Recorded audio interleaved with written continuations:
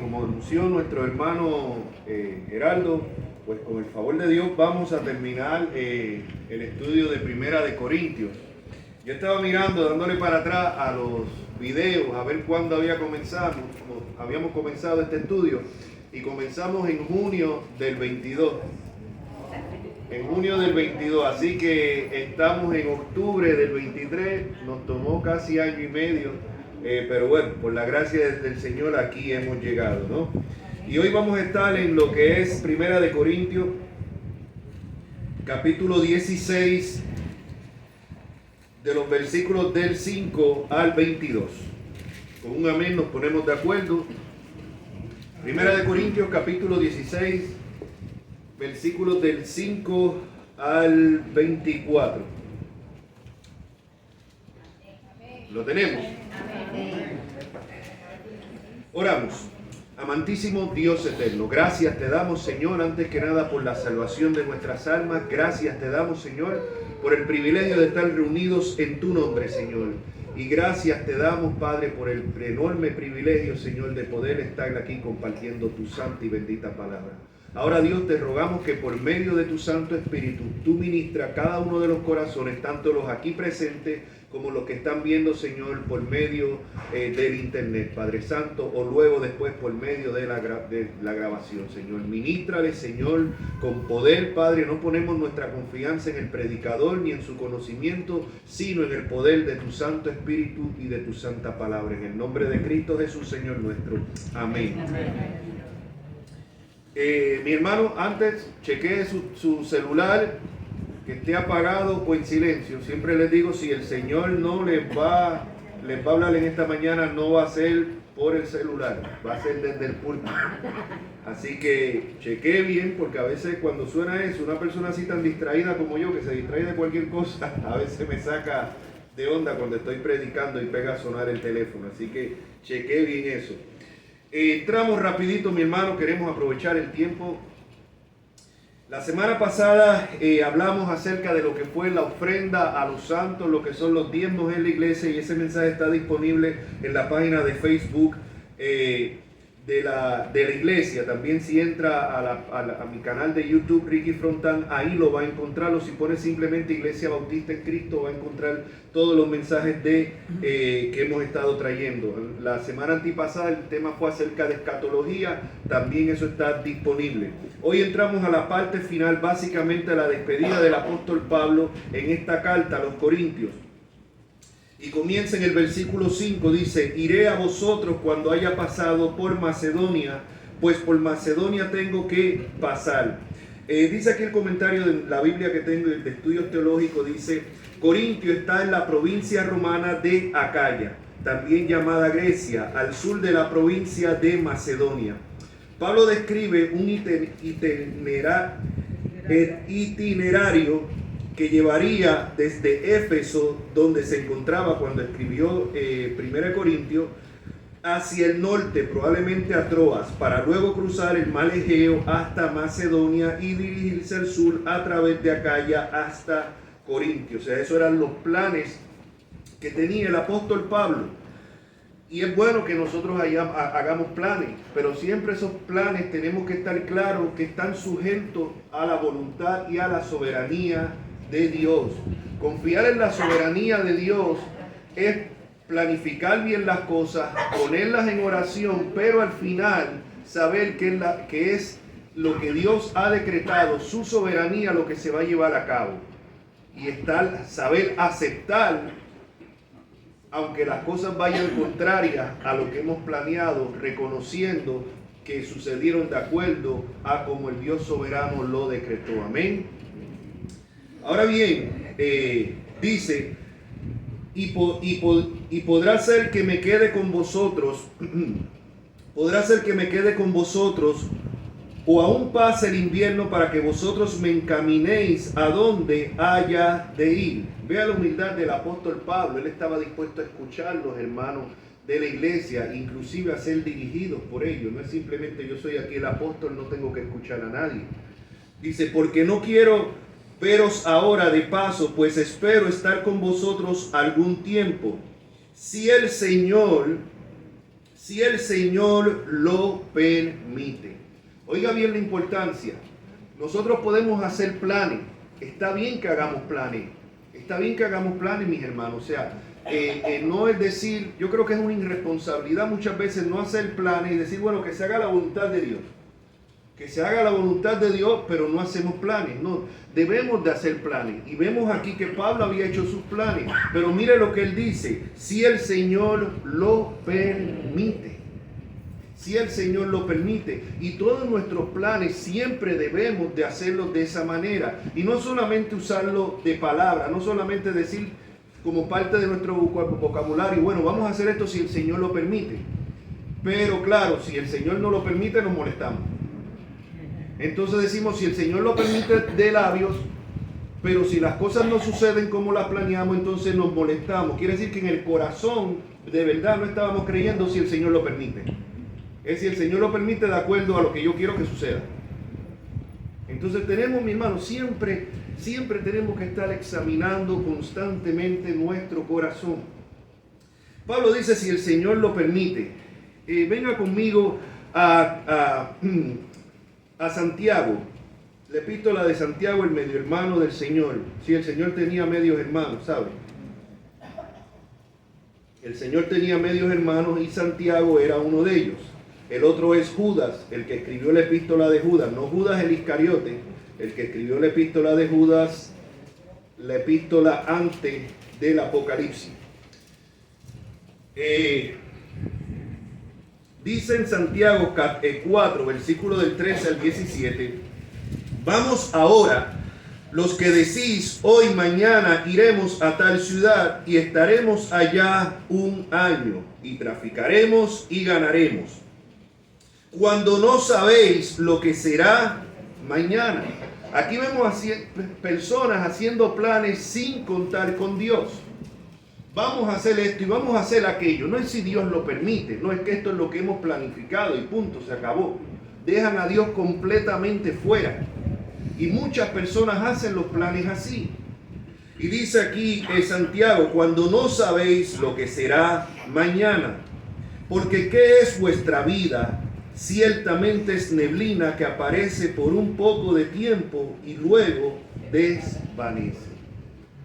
A veces pensamos que vamos a vivir para siempre, pero comparado con la eternidad, ¿qué es nuestra vida? Es lo que está diciendo Santiago. Es algo rápido, es algo que hoy estamos y mañana no. Es una realidad. Dice que nuestra vida es como neblina que aparece por un poco de tiempo y luego se desvanece. A veces, a mí me gusta mucho la historia. Y me gusta a veces, entro en Facebook o a veces en YouTube y a veces me salen algunos videos de ciertos lugares históricos como Londres, lo que era para la época de los años 20, unos videos de que se tomaron en ese tiempo y usted ve todas esas personas, toda esa multitud, niños, algunos haciendo así a la cámara, porque para ese tiempo la cámara era una cosa fuera de otro mundo. O sea, uno ve todas estas personas en su diario vivir. Y cuando yo miro digo, wow, ninguna de estas personas existe ya. Personas con planes, personas con sentimientos igual que usted y yo.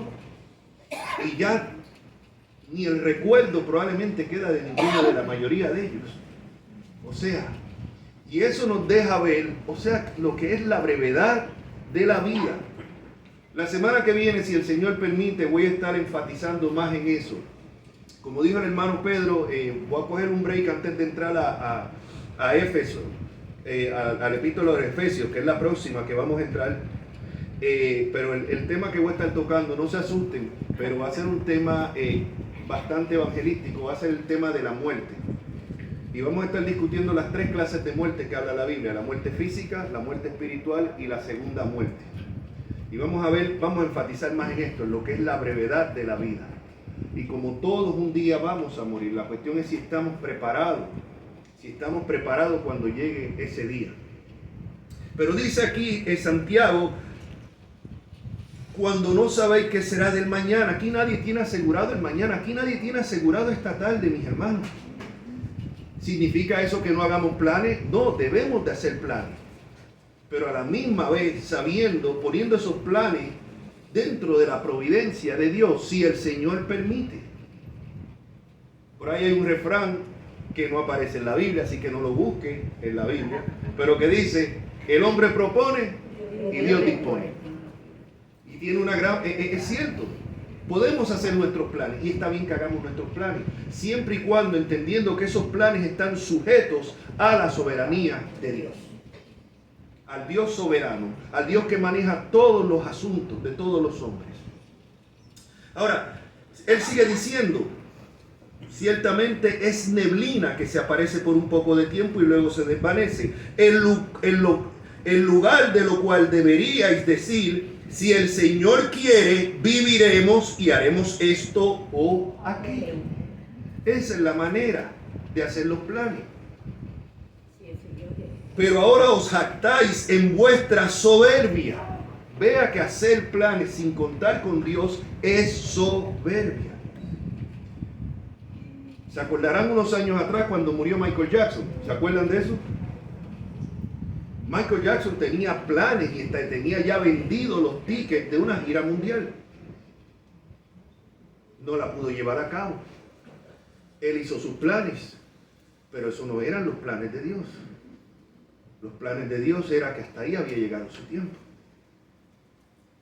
Y nosotros podemos hacer nuestros planes, pero vuelvo y les digo, siempre tienen que estar sujetos a la providencia y a la soberanía de Dios. Si el Señor permite. Si el Señor permite. No hacerlo así, dice Santiago, que es jactancia. Pero ahora os jactáis en vuestra soberbia. Es jactancia y soberbia. Toda jactancia semejante es mala. Y al que sabe hacer lo bueno y no lo hace, le es pecado. A veces pensamos que pecamos solamente si estamos viendo pornografía, si estamos en adulterio, si estamos metiéndonos drogas, si estamos en borrachera, si estamos mintiendo. Pero mire, la soberbia es pecado. Mi hermano, para que veamos, es que yo creo que a veces nosotros en verdad, hacemos el pecado como algo pequeño. Es que no estamos conscientes del pecado en nuestros corazones. Hay una constante rebeldía en nosotros, que hemos sido nacidos de nuevo, aún queda el residuo del pecado en una constante rebeldía. Tenemos que luchar constantemente para darle la gloria a Dios y no tratar de llevarnos la gloria a nosotros. Es que eso es nuestra naturaleza. Cuando el Señor llamó a Gedeón para que librara en tiempo de los jueces al pueblo de Israel, tenía un ejército bastante grande, más de 300,000. ¿Y qué le dijo? No, es que esto hay que achicarlo, en otras palabras. Porque capaz que si ustedes ganan con este ejército, se van a llevar la gloria a ustedes y no me la van a dar a mí. Y eso demuestra cómo es el ser humano. Es que constantemente tenemos que recordarnos. Si la iglesia está creciendo, y gracias al Señor que está creciendo poco a poco, yo creo que eso lo pueden ver ustedes. Pero no está creciendo por mí, no está creciendo por la música, está creciendo porque Dios es el que está dando el crecimiento.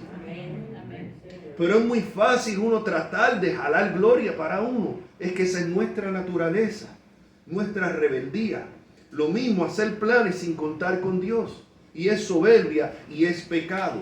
Así que para pecar no tienen que ser grandes pecados, pecados escandalosos. Es que nosotros en nuestro corazón pecamos constantemente.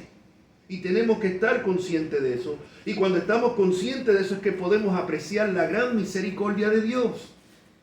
Porque mientras yo no me vea como que soy tan malo ni tan pecador, porque yo no estoy borracho, yo no me estoy metiendo droga, yo no practico la homosexualidad, gracias a Dios. O sea, entonces, como yo no hago ninguna de estas cosas, pues me creo que bueno, yo no estoy tan mal.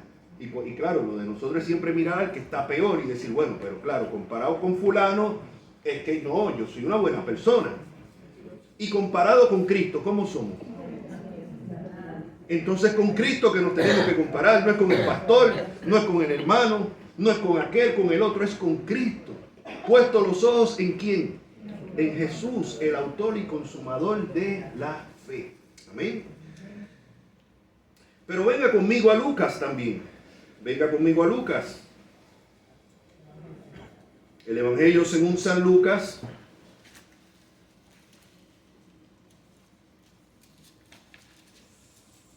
Venga conmigo a Lucas capítulo 12.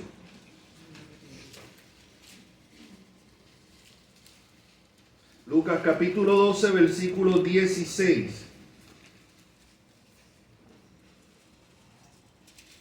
Lucas 12, 16.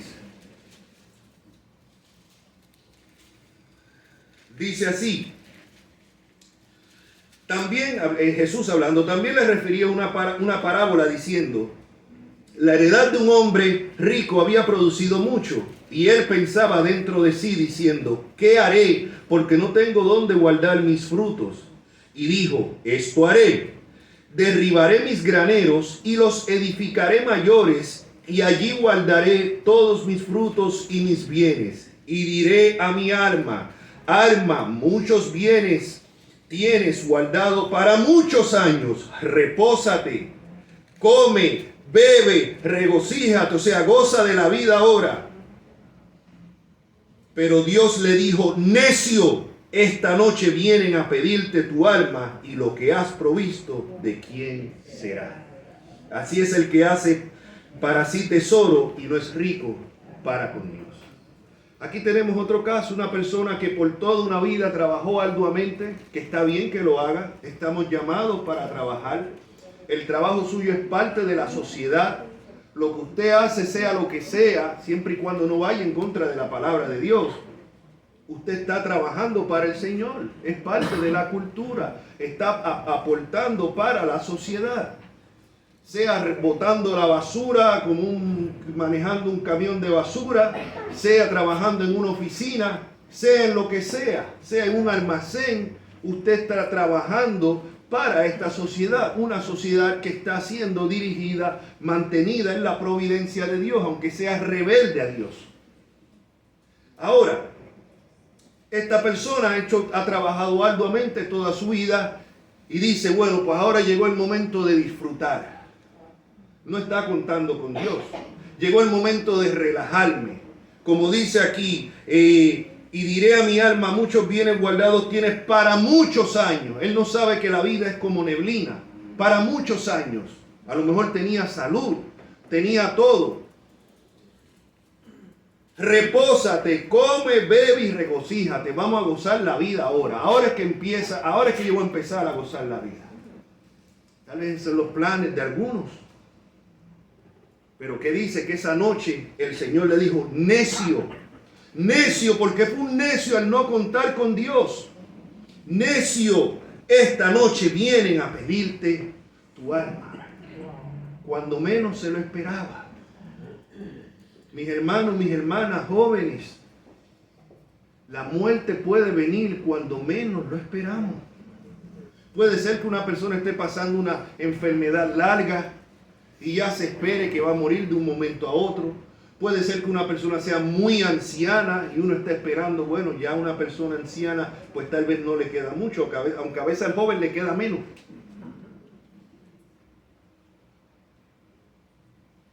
Pero Dios le dice: vienen a pedir tu alma. Nadie sabe, nadie aquí, mi hermano, aquí nadie, ninguno de los que estamos, empezando por el predicador, tiene garantizado esta noche. Yo cada noche que me acuesto, siempre miro al lado a mi amada esposa y siempre digo: gracias, Señor. Gracias, Señor, que me has permitido acostarme en mi cama junto a mi esposa. ¿Por qué? Porque aunque a usted le parezca eso que es lo más normal, muchos que se levantaron no terminaron acostándose en su casa, ni en su cama. Terminaron en una morgue fría. Esa es la realidad. Es un tema que no nos gusta hablar, pero es una realidad. Nuestra vida es como neblina. Hay personas que pueden durar. Mi abuelito duró hasta los 94 años por la gracia de Dios. Mi hermano murió con solo 37 años. Mi abuelito logró ver mis nietos. Mi abuelo llegó a conocer mis nietos. Mi hermano ni siquiera pudo ver sus hijas crecer. ¿Qué les digo, mi hermano? Nadie sabe. Nadie sabe cuándo el Señor va a pedir el alma de nosotros. Por eso es que tenemos que estar preparados en todo tiempo y siempre contar, como dice aquí, si el Señor lo permite. Si el Señor lo permite, nosotros hacemos planes como iglesia, pero siempre si el Señor lo permite, hacemos planes como familia, hacemos planes como matrimonio, pero siempre esos planes están sujetos a la providencia y a la soberanía de Dios. En Romanos capítulo 1, versículo 13, dice el apóstol Pablo a los romanos: pero no quiero, hermanos, que ignoréis que muchas veces me he propuesto ir a vosotros, pero hasta ahora he sido estorbado. El apóstol tenía planes de ir a la iglesia de Roma. Tenía planes de ir a la iglesia de Roma. Esos eran los planes. Y uno puede decir, bueno, esa es la voluntad de Dios. Él quiere ir, el apóstol Pablo, a la iglesia de Roma. Va a ser de bendición, va a edificar la iglesia. Esa iglesia va a ser edificada, ¿verdad? Pero había sido impedido. ¿Por quién? Alguien puede decir, bueno, el diablo. Mi hermano, yo creo que la iglesia hoy en día le da más poder al diablo que el que de verdad él tiene. El diablo no puede hacer nada fuera de la providencia de Dios. El diablo está sujeto a los planes de Dios. Cuando Jesucristo echó fuera a los demonios de aquel que estaba rompiendo las cadenas endemoniado en los cementerios, ¿se acuerdan? ¿Y qué dicen los demonios? Ah, bueno, pues si tú nos vas a sacar de aquí, pues sabes que sácame de aquí que me voy a meter en los celdos eso. Eso fue lo que ellos dijeron. ¿Qué hicieron? Les rogaron al Señor si podían entrar en los celdos. Para entrar en unos celdos tuvieron que pedir permiso al Señor. Cuando Pedro dice, aunque todos te nieguen, yo no te voy a negar. Uno puede decir, bueno, ya le está dando cabida al diablo ahí. Sí. ¿Significa eso que entonces el diablo podía decir, bueno, yo tengo autoridad sobre Pedro ahora y lo voy a zarandear? No. ¿Qué dice Jesús? Pedro, he aquí Satanás os ha pedido para zarandearos, pero yo he rogado por ti. Note bien, no es que Satanás dice, ah no, este me dio oportunidad mía, así que lo voy a zarandear y lo voy a dar contra el piso. No, eso no es así. Es que él tiene que pedir permiso. En el caso de Job, lo mismo. Y alguien dirá, bueno, ok, pastor, le acepto que eso es con los creyentes, pero con los incrédulos él tiene total poder. No. ¿Qué dice referente el Señor acerca del rey de Babilonia? Mi siervo. ¿Era el rey de Babilonia siervo de Dios en el sentido de que era creyente? No. Pero era siervo de Dios en el sentido de que tenía que hacer la voluntad de Dios. Cuando Dios le da profecía acerca de Israel, y uno dice, bueno, claro, pues Dios da profecía acerca de su pueblo. Pero Dios no tiene que ver en los asuntos de egipcios, de Babilonia, porque esos son pueblos paganos, son del diablo. No. Y él dice, y la profecía referente a Egipto es esta, y referente a Babilonia es esta, y referente a Siria es esta. Dejando claro que Él es el Señor que controla todo el mundo, que es el Dios de la historia, que nada escapa a su providencia. Como tampoco ha escapado su providencia lo que está sucediendo en Israel y Palestina, lo que está sucediendo en Rusia y Ucrania, lo que está sucediendo aquí en Estados Unidos con todo este globalismo y toda esta Agenda 2030 y en toda Europa. Dios sigue estando en control. Y en eso es que podemos descansar. En los políticos no, mi hermano. Los políticos no podemos descansar. Descansamos en Cristo. Descansamos en el Dios soberano, en el Dios de la historia. En ese es que descansamos. Amén. Pero note que Pablo había tratado de ir muchas veces. Y usted puede tener planes muy buenos. Muy buenos. Planes genuinos. Que pueden glorificar a Dios. Y de repente el mismo Dios se lo impide. Y uno dice, pero ¿qué está pasando aquí? Pero Señor, si esto es para bien, si esto es para tu obra, ¿por qué esto no se está dando? ¿Será que el diablo está impidiendo? Ya le dijimos que no puede. Y si lo impide es porque Dios se lo permite. Y al fin y al cabo, es Dios el que está en control. Es Dios quien está en control todo el tiempo. La Biblia dice, ¿quién será aquel que dice que sucedió algo que Jehová no mandó? Aún lo bueno y lo malo está controlado por Dios.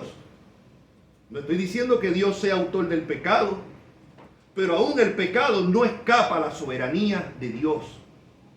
Aún el daño que nos pueden hacer algunas personas están dentro de la providencia de Dios, y Dios tiene un propósito en eso, sin excusar la maldad de las personas que cometen tal acción contra nosotros. Mire aquí en Romanos, los planes de Pablo eran ir a Roma, pero el Señor no lo permitió. Y uno dice, bueno, caramba, a lo mejor uno se estaría rascando la cabeza y diciendo, pero ¿qué pasó aquí? Pero ¿sabe qué? Como le explicaba a los jóvenes hace unas semanas atrás, con los jóvenes estamos compartiendo la epístola de los romanos. Gracias a que Pablo no se pudo llegar a Roma cuando él quería, es que él escribió la epístola de los romanos, de la cual la iglesia se ha beneficiado por más de 2000 años. Mire cómo opera la soberanía de Dios. Si Pablo hubiese ido a la iglesia de Roma cuando él quería, no hubiese escrito a Romanos. Usted y yo no tuviéramos este tratado tan rico en doctrina que es la epístola de los romanos. ¿Y por qué lo tenemos? Porque Pablo no pudo ir a Roma cuando quería. Vea cómo el Señor gobierna todo. Algunas cosas las podemos ver, otras cosas partiremos de este mundo sin entenderlas. Pero crea, descansemos en que el Señor está en control y que tiene un propósito. Por eso es que siempre debemos de orar, mis hermanos, y no solamente orar con nuestros labios, sino creerlo en nuestro corazón, cuando hagamos nuestros planes, si el Señor lo permite. Amén. Versículo 8, volviendo a la primera de Corintios, dice, pero estaré en Efeso hasta Pentecostés. Y aquí Pentecostés era la fiesta de las semanas, descrita en Levítico 23, del 15 al 22, celebraba la cosecha y culminaba 50 días de la Pascua. Es probable que Pablo estuviera escribiendo pues en primavera, entre la Pascua y el día de Pentecostés. Y eran los planes de él asistir a esta fiesta judía. Ahora bien, entendamos algo, mi hermano. Pablo era judío. Pablo era judío. Y la iglesia, los primeros cristianos eran judíos. Y culturalmente ellos siguieron celebrando esas fiestas. ¿Ve?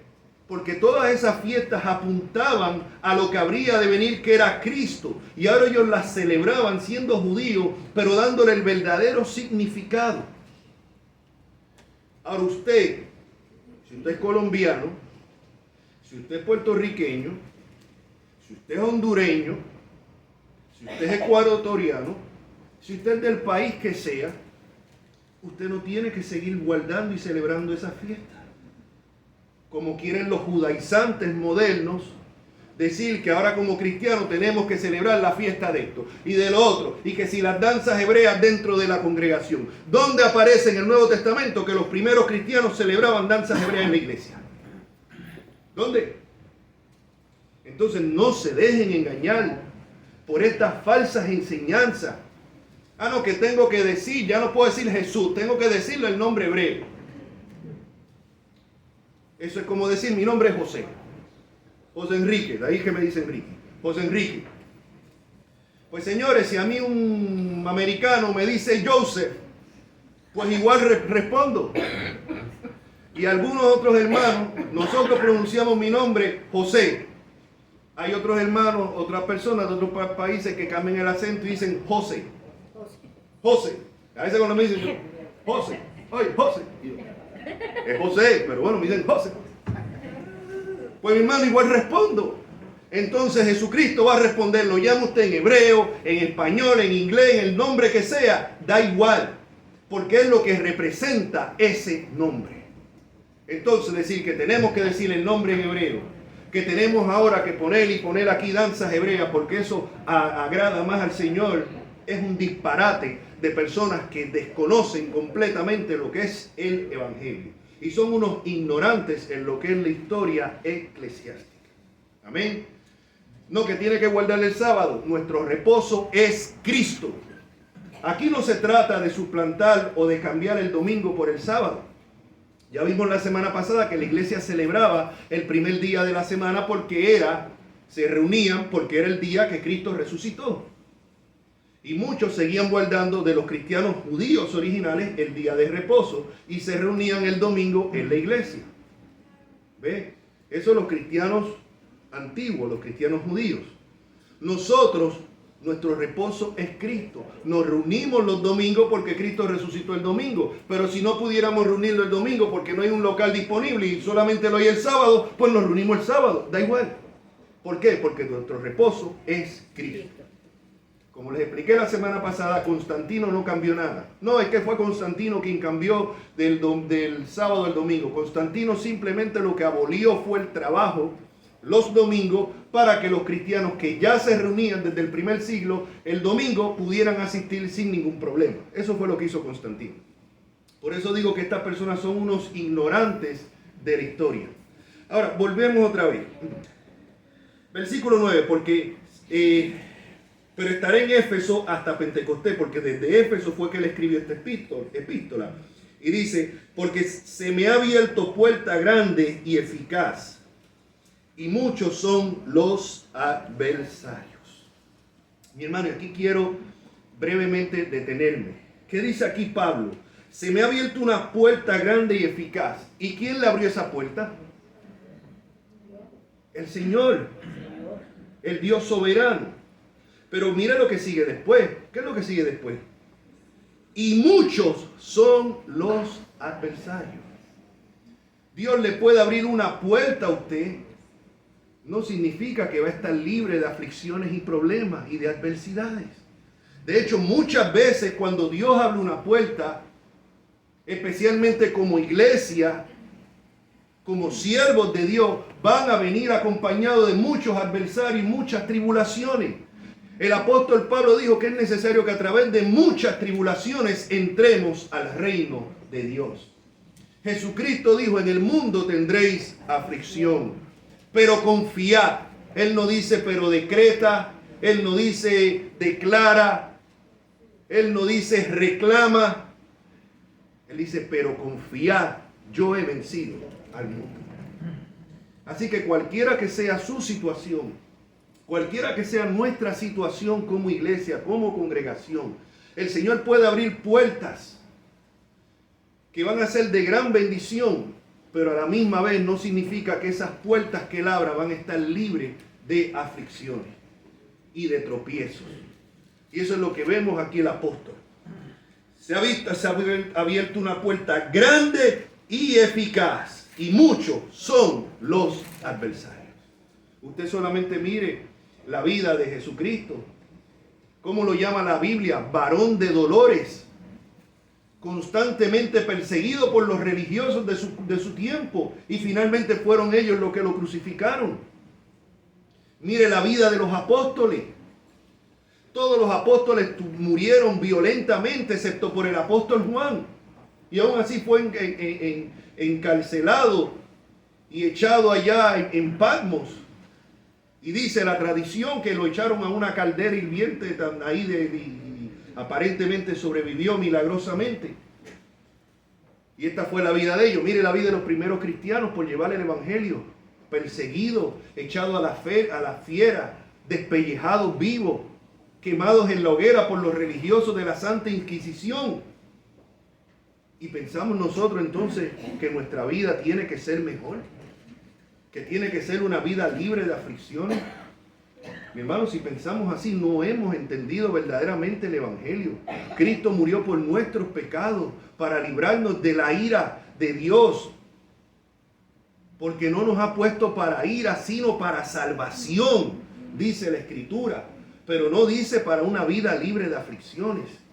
Muchos cristianos se sienten decepcionados cuando dicen, pero soy cristiano y sirvo a Dios y mira lo que me pasa. Y oré a Dios, pero de nada sirve orar porque igual me pasó esto. Eso no es orar de acuerdo a hágase tu voluntad o si el Señor permite. Dios es soberano. Y el mismo Dios que nos va a pasar por la prueba va a estar con nosotros en la prueba. Siempre tengamos eso en mente. Dice en el versículo 10, si llega Timoteo, mirad que esté con vosotros con tranquilidad, porque él hace la obra del Señor así como yo.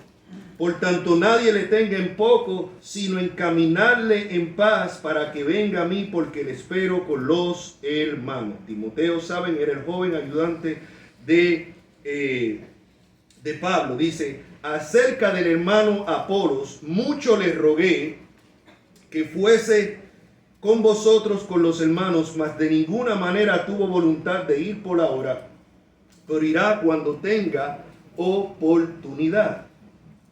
Note esto. Apolos, había ¿se acuerdan cuando empezamos a leer 1 Corintios, que decían que unos decían yo soy de Apolos, otros yo soy de Pedro, y otros de Pablo, y algunos de Cristo? ¿Se acuerdan? O sea que pudiéramos decir que hasta cierto modo Pablo hubiese podido, si hubiese sido un poco carnal, hubiese visto en Apolo como un adversario, un contrincante. Y es muy normal hoy en día en las iglesias, cuando uno ve que se está levantando alguien que predica muy bien, que la gente le gusta su enseñanza, que tiene cierto carisma, a este hay que sentarlo. O de este me tengo que deshacer antes que me dé un golpe de estado aquí. Eso sucede, mi hermano, eso sucede. Aquí al revés, pues quiera Dios que los que se levanten aquí prediquen y enseñen mejor que yo, es mi deseo. Aquí a nadie se le va a cortar porque decir, uy, no, yo veo a las personas muy atentas en la clase que está dando el hermano Willy. Yo creo que a Willy hay que sentarlo. O mirando con Geraldo también, no, pero es que no, Geraldo, ¿sabe qué? Déjame darle esas clases a mi hermana, porque no, mi hermano, no. Pablo no vio eso. Pablo, ¿por qué? Porque todos estamos hablando lo mismo, el mismo evangelio. Y la obra es para Cristo, no es para mí. Y por eso Pablo no tuvo ningún temor en al revés, en insistirle a Apolo a que fuera a la iglesia de Corintio. Él no dijo, no, mejor déjala esta afuera porque capaz que se me termina jalando a toda la gente con él.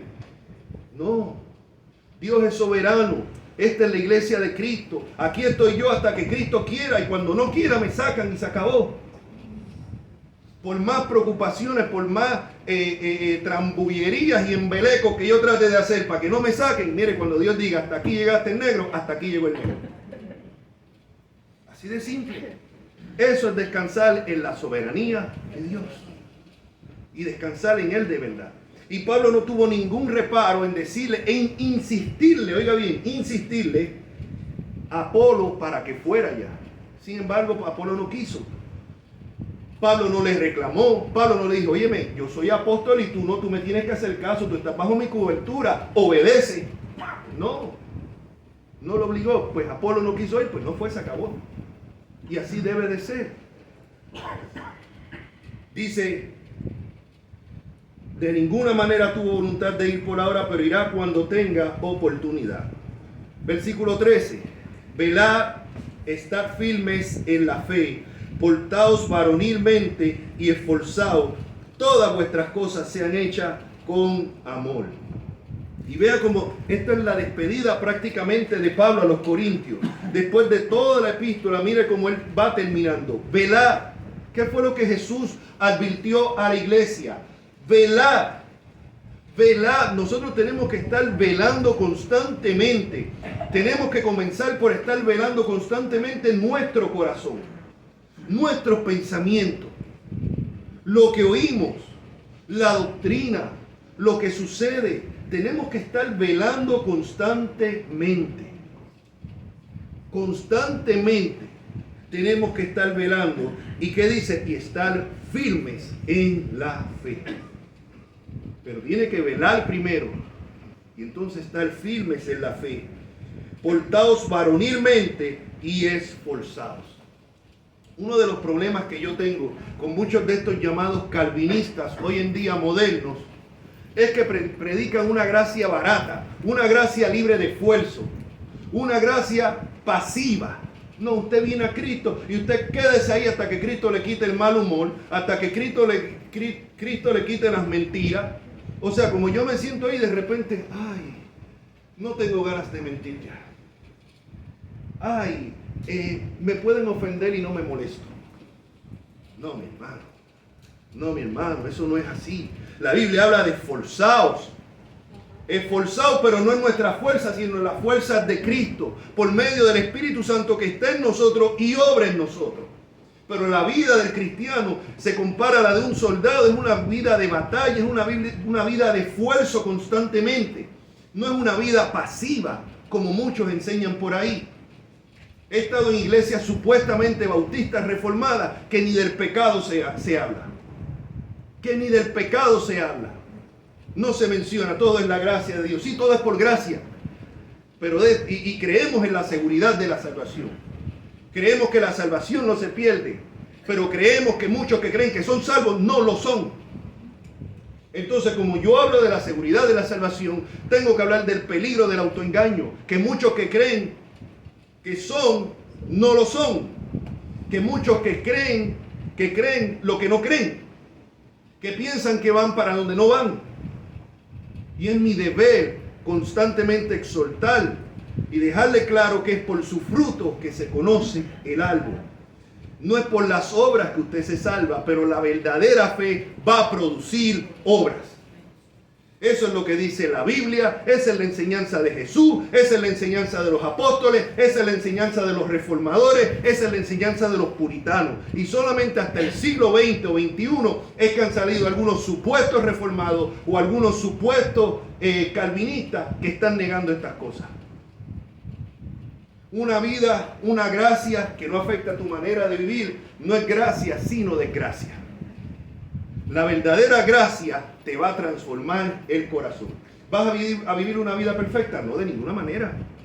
De ninguna manera. Pero va a vivir una vida constantemente de esfuerzo. Una vida constantemente de arrepentimiento. El viernes hablaba yo aquí en la noche que una de las cosas que yo le doy gracias a Dios todos los días en la mañana, cuando me levanto, lo primero que le doy gracias a Dios es que no me paga de acuerdo a como yo merezco. Porque yo estoy consciente de la perversidad de mi corazón. Yo estoy consciente de mi pecado. Y si Dios me fuera a pagar como yo merezco, no es que no estuviera yo aquí predicando, es que estuviera en las profundidades del infierno hace rato. Eso es gracia. ¿Significa eso que tengo licencia para pecar? De ninguna manera. Y si creo que tengo licencia para pecar porque estamos en la gracia, entonces no he conocido la gracia. La Biblia dice que el que practica el pecado es del diablo. Así de simple, mi hermano. Así que dice, portaos varonilmente y esforzaos. Todas vuestras cosas sean hechas con amor. Esto lo explicamos cuando hablamos de Corintios 13, ¿se acuerda? Todo lo que hagamos, mi hermano, el motivo debe de ser el amor.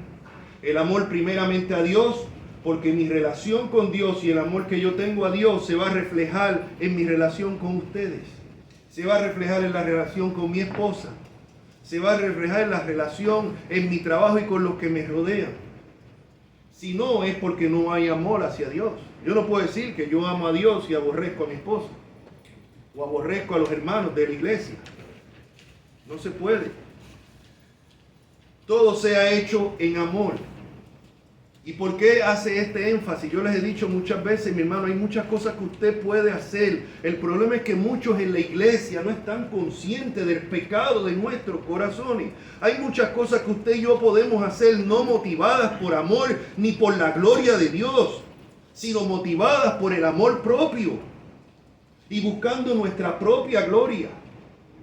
Hoy vemos muchas iglesias de estas que dicen que no van a hablar en contra del pecado, no van a hablar en contra de la homosexualidad, porque Dios es amor y ellos solamente quieren hablar de amor. No, estas personas no tienen amor, estas personas tienen amor propio, porque son unos cobardes, porque tienen miedo que los señales y le digan anticuado, homofóbico, transfóbico y todos los fóbicos que aparecen por ahí. Entonces amor hacia sí mismo.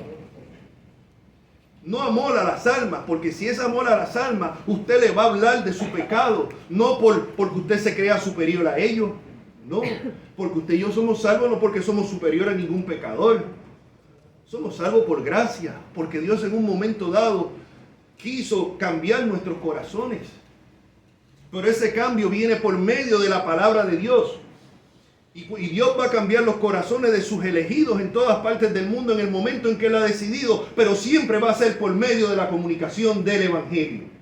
Entonces, no somos fatalistas para decir el que se va a salvar se salva, así que no hay que predicar. Sí hay que predicar, porque el Dios que escogió el fin, escogió los medios para llegar a ese fin. Y el fin y los medios son el Evangelio para que los escogidos vengan a ser salvos. Amén. Y dicho sea de paso, en este conflicto que está ocurriendo ahora en Medio Oriente, yo espero que usted no esté orando solamente por Israel, porque tanto los israelitas como los palestinos necesitan a Cristo. Y sin el príncipe de paz no va a haber paz. Y en medio de ambos pueblos hay pueblo de Cristo. Así que tenemos que orar por eso. Terminando, mi hermano, versículo 15. Todito, el 14, todo se ha hecho en amor. Hermano, ya sabéis que la familia de Estefanas es las primicias de Acaya y que ellos se han dedicado al servicio de los santos. Os ruego que os sujetéis a personas como a ellos y a todos los que ayudan y trabajan. En Hebreos 3:17 dice: obedeced a vuestros pastores y sujetaos a ellos, porque ellos velan por vuestras almas como quienes han de dar cuenta, para que lo hagan con alegría y no quejándose, porque esto no es provechoso. Así que vemos que la Escritura manda a los hermanos a sujetarse. En este caso vemos a los de la familia, aquí de Estefanas. En el versículo 16, os ruego que os sujetéis a personas como ellos. Obviamente, habían personas ahí que eran ancianos y eran pastores. Y vemos que dice que os sujetéis a ellos y a todos los que ayudan y trabajan. Y vemos acá en Hebreos 3:17 que dice claramente: obedeced a vuestros pastores y sujetaos a ellos, porque ellos velan. Hebreos 13. Sí, Hebreos 13:17. ¿Qué dije yo? ¿3? No. Gracias al Señor por estos hermanos que ya saben, como la chaveta le patina a uno a veces, pues siempre están pendientes a uno. 13. Hebreos 13. Obedecer a vuestros pastores y sujetaos a ellos. Ahora, usted se sujeta a sus pastores a medida que ese pastor se sujete a Cristo. Si el pastor no se sujeta a Cristo y dice: no, yo soy el ungido de Dios y aquí se hace lo que yo diga porque Dios me reveló y me dio una visión. No, usted huya, escape por su vida de esa congregación. No, a una persona así no hay que sujetarse. No, que Dios me dijo que hay que recoger tal cantidad de dinero y necesito 20 personas que den de 100 y otros 15 que den de 1000. Salga huyendo de esa congregación, de esa cueva de ladrones pastoreada por un charlatán. No, usted se sujeta al pastor. No, que aquí tienen que hacer lo que yo digo porque yo soy el pastor. No, esto aquí no es una compañía privada. El pastor no es un presidente. El pastor es un siervo de Dios. Y a medida que ese pastor se someta a la palabra de Dios, las personas tienen que someterse al pastorado de ese pastor. Es lo que dice la Escritura. Porque quien se va al extremo, no. Yo he leído personas que me dicen: no, yo no me sujeto a ningún pastor. Mi pastor es Cristo. Bueno, pues estás en contra de la Escritura, porque fue Dios quien estableció pastores y maestros. No, pero eso fue en el tiempo bíblico. Desde el tiempo bíblico hasta ahora y hasta la segunda venida de Cristo. ¿Para qué? Para edificación del cuerpo de Cristo. También en Primera de Pedro 5.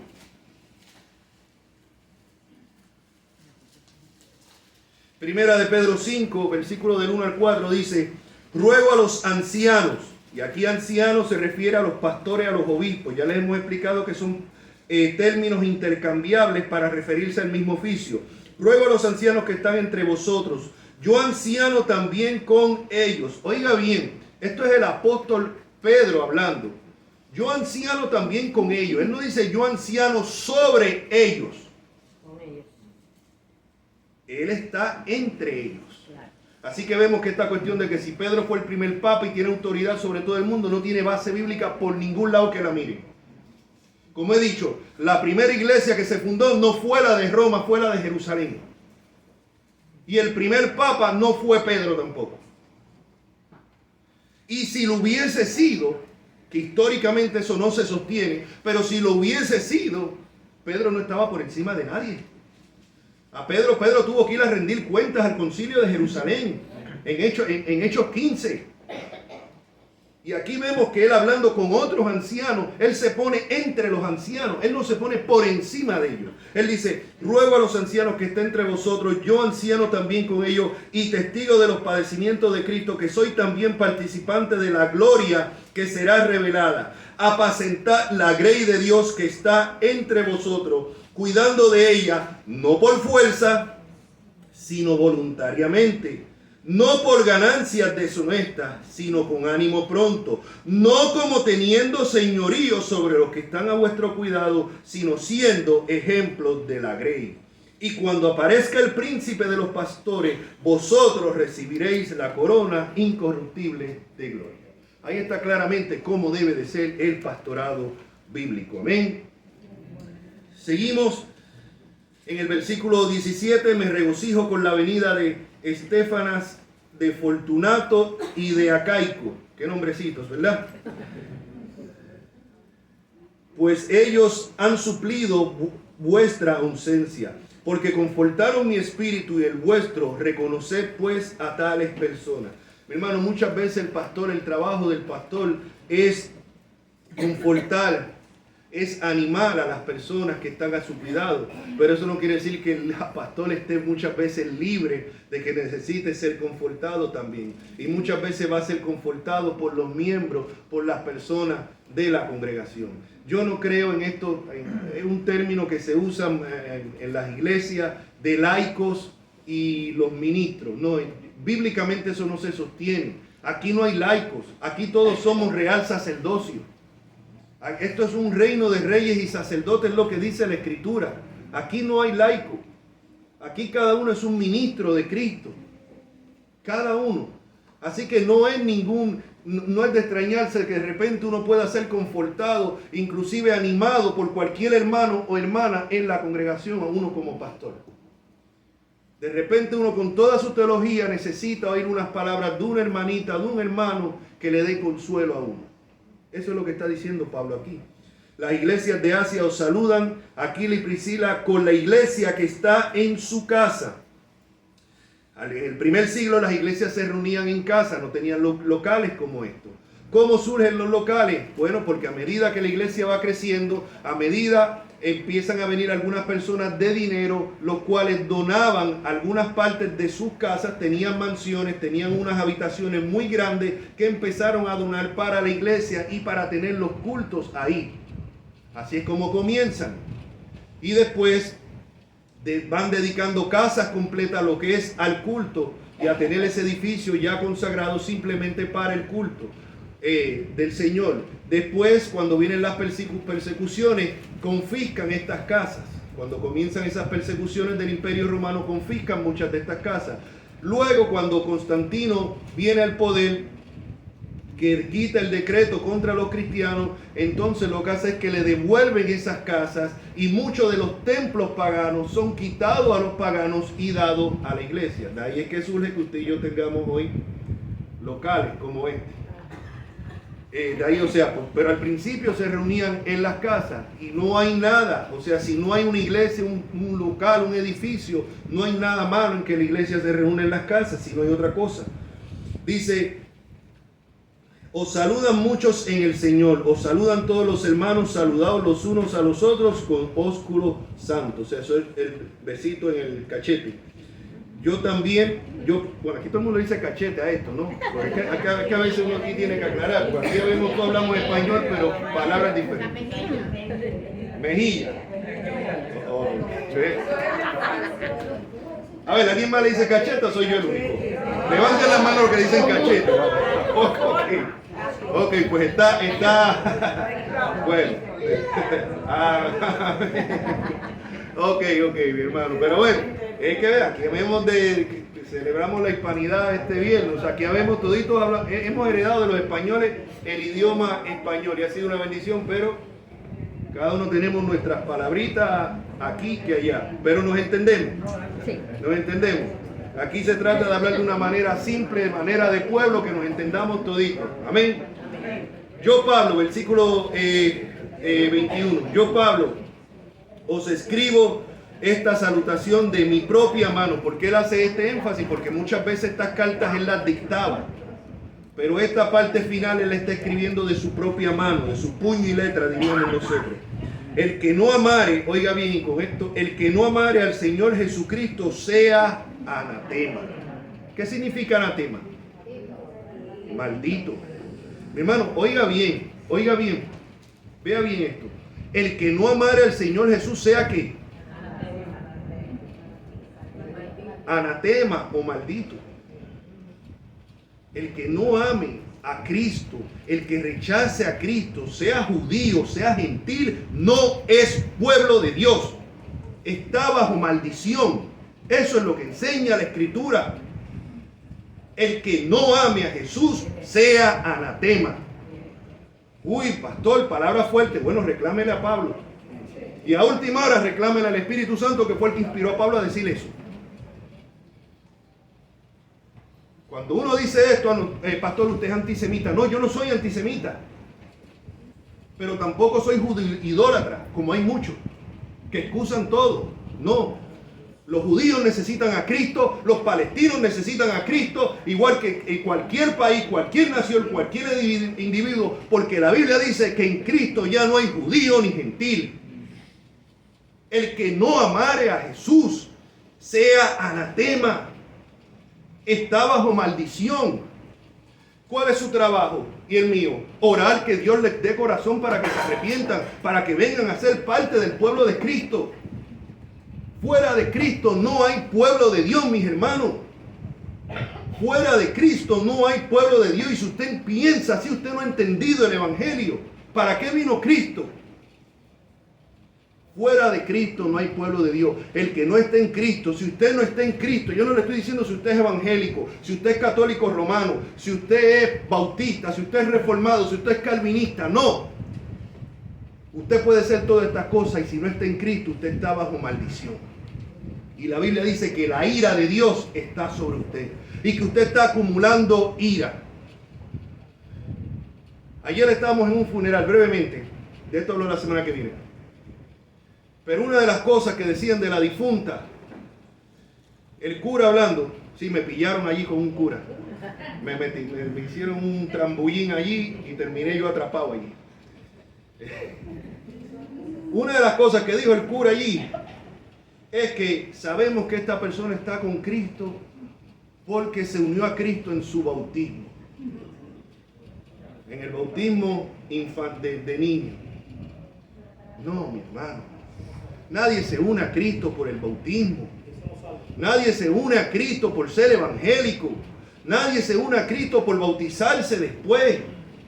Nadie se une a Cristo por su etnia. Se une a Cristo por medio de la fe y el arrepentimiento. Él estaba dando por sentado que todos los católicos romanos son salvos. Pero que es fácil criticar a los católicos y los evangélicos. ¿Es que todos los protestantes son salvos? ¿O es que todos los bautistas son salvos? No, hay un montón de personas autoengañadas. Y por eso es que constantemente los llamo yo a que nos examinemos para asegurarnos que estamos genuinamente en la fe. No podemos dar por sentado, no, todos los católicos son salvos, como dijo el cura, o no, o todos los evangélicos son salvos, todos los protestantes, no, es que dejó de ser católico y se hizo protestante, ahora es salvo. No, a lo mejor si no ha nacido de nuevo, no es salvo. No es salvo. No, pero es que fulanito se bautizó cuando tenía 12, 15, 20 años y ahora está sirviendo al Señor. No, pero es salvo, estamos orando para que regrese. No, es que si no está sirviendo al Señor, no podemos decir que sea salvo, punto, se acabó. Y yo tengo familiares que están en esa. Porque es fácil decir, bueno, usted habla así porque usted no tiene familiares. No, yo tengo familiares y familiares muy cercanos que están en esa condición. Y se los digo, mija, si te mueres hoy, te pierdes. Necesitas venir a Cristo en arrepentimiento y fe. Y dejar de vivir esa vida vacía, esa vida del Facebook, esa vida de estarse retratando así, llamando la atención, aparentando tener una vida que no tienen. Esas son vidas vacías que necesitan la aprobación constantemente de la gente. Montones de personas, aún dentro de las iglesias, viven así. La Biblia dice, si no amares al Señor Jesucristo, son anatema, sea quien sea, mis hermanos. Sea judío, sea colombiano, sea puertorriqueño, sea gringo, sea lo que sea. Si no aman al Señor Jesús, son anatema. Y termina, el Señor viene. Oiga cómo termina el apóstol esta epístola. El que no ama a Cristo, sea anatema. ¿Y qué sigue? Cristo viene. El Señor viene. Y esa debe de ser la esperanza suya y mía. Les dije aquí una semana cuando hablé de escatología. Olvídese del cómo y el cuándo. Olvídese si el milenio es terrenal o no es terrenal. Usted anhele la venida de Cristo. Si usted se muere esta noche, Cristo vino para usted. No va a haber segundas oportunidades.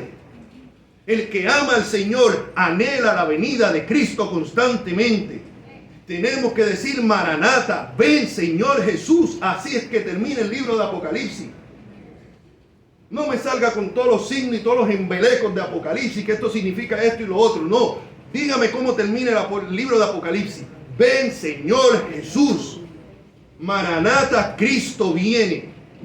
Y esa debe de ser la esperanza de su iglesia día a día. Este mundo va de mal en peor. ¿Cuál es la esperanza suya y mía? Cristo viene. Cristo viene. ¿Cuál tiene que ser el anhelo de usted y mío? Cristo viene. No, pero es que viene antes la tribulación. Olvídese la tribulación. Que Cristo venga. No, que viene antes o después de la ira. Que Cristo venga. Ese debe ser el énfasis. Que Cristo venga. Y esa es la promesa, que Cristo viene por segunda vez. Amén. La gracia del Señor Jesucristo esté con vosotros. Mi amor en Cristo Jesús con todos vosotros. Amén. Y así concluimos 1 Corintios. Padre, gracias, Señor, por esta palabra que nos has dado, Señor. Gracias por este maravilloso viaje, todo este año y pico, a través de esta epístola, Señor, tan tremenda de los Corintios. Gracias por este alimento que nos has dado domingo tras domingo y tu Espíritu Santo ministrándonos por medio de tu palabra, Señor. ¿Qué te rogamos, amado Dios? Tú sabes nuestra debilidad, tú sabes nuestro pecado. Oh, Señor, descansamos en ti. Ayúdanos. Ayúdanos a no ser oidores olvidadizos, sino hacedores de tu palabra. Tu semilla ha sido ya regada, Señor. Ahora es tu Santo Espíritu el que da el crecimiento. En Cristo Jesús te lo rogamos. Amén. Los hermanos que van a recoger